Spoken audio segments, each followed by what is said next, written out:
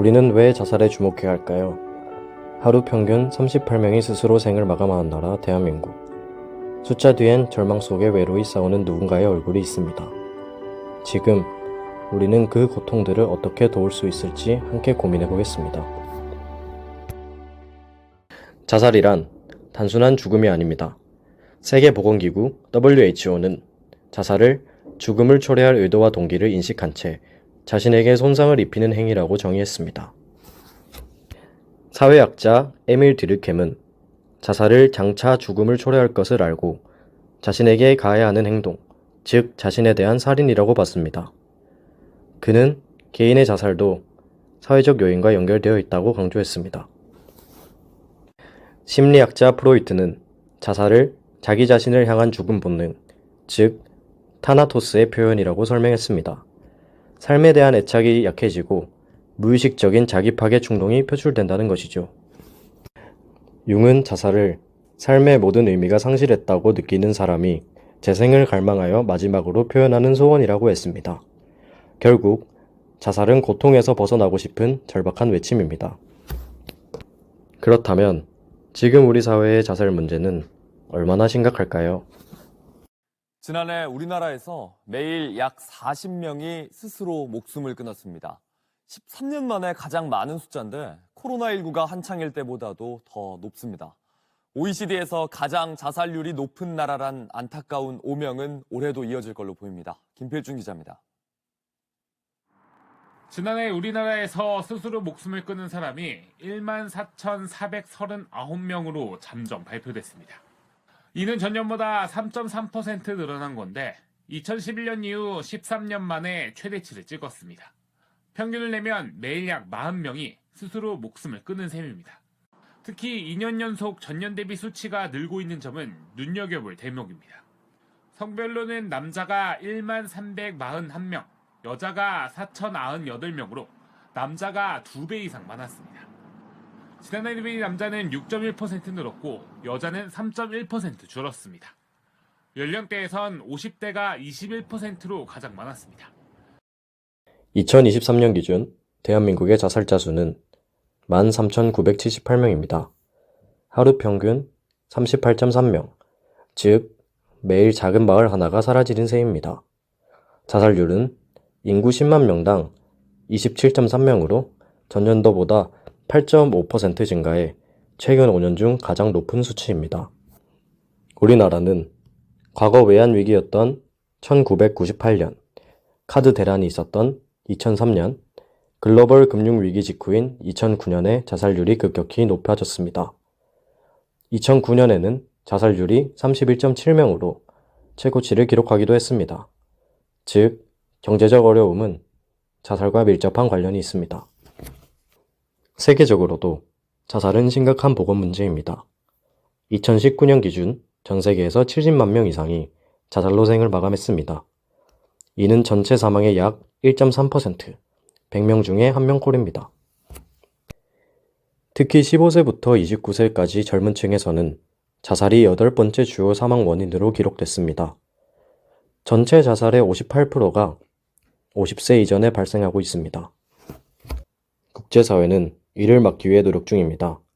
유엔은 지속가능한 개발 목표에 따라 2030년까지 자살률을 3분의 1로 줄이겠다는 목표를 세웠고, 세계보건기구는 이를 위해 라이프 전략을 추진하고 있습니다.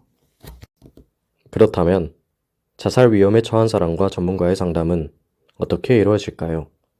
지금부터 실제 상담 계획 과정을 단계별로 함께 살펴보겠습니다.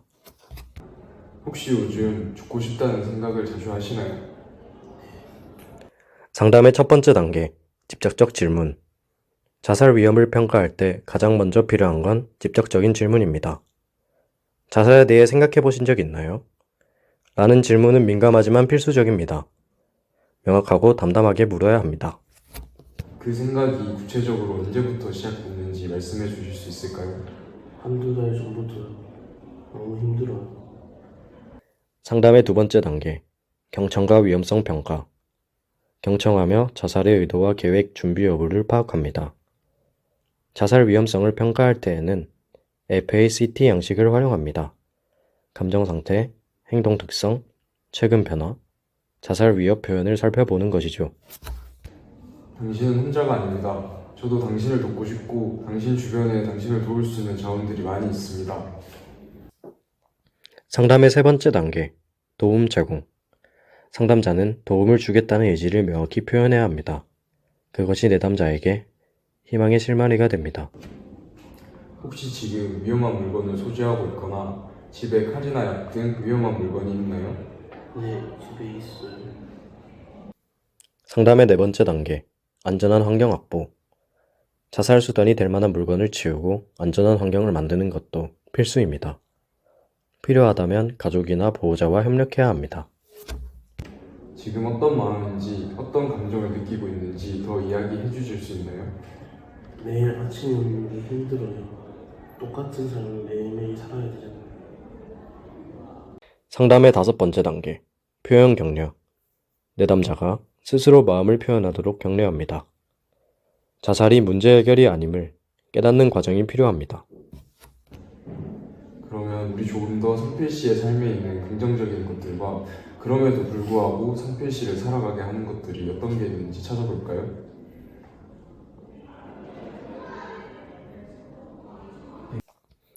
상담의 여섯 번째 단계, 안정망 형성. 삶과 죽음의 대차 대조표를 작성하게 하여 내담자가 삶의 긍정적인 요소를 재인식하도록 돕습니다. 혹시나 성필 씨 상황이 더 안 좋아지고 악화된다면 여기 연락처로 언제든지 바로 연락 주세요. 이 연락처는 상담자인 제 연락처고 여기 지역 위기 상담 전화번호와 응급 상담 기간 번호도 같이 드리겠습니다. 상담의 일곱 번째 단계, 생존 계획 작성. 상담의 마지막 단계에서는 구체적인 생존 계획을 세웁니다. 위기 상황에 연락할 세 가지 전화번호를 알려주고 가까이에 지휘자를 배치합니다. 또한 치료와 상담 연계를 통해 지속적인 지원을 약속합니다. 상담받고 좀 괜찮아졌어? 처음에는 힘들었는데 이제 좀 괜찮아졌어. 그렇구나. 그럼 이제 뭐 하고 지내고 싶어? 이제 새로운 일에 도전해 보려고. 뭐 아직 두렵긴 한데 한 발자국씩 걸어가 보려고.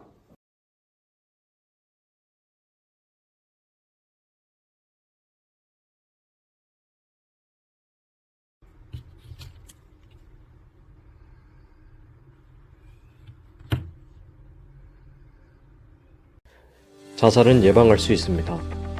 진심 어린 관심과 개입이 누군가의 생명을 구할 수 있습니다. 오늘 우리가 이야기를 나눈 이유입니다. 당신은 혼자가 아닙니다.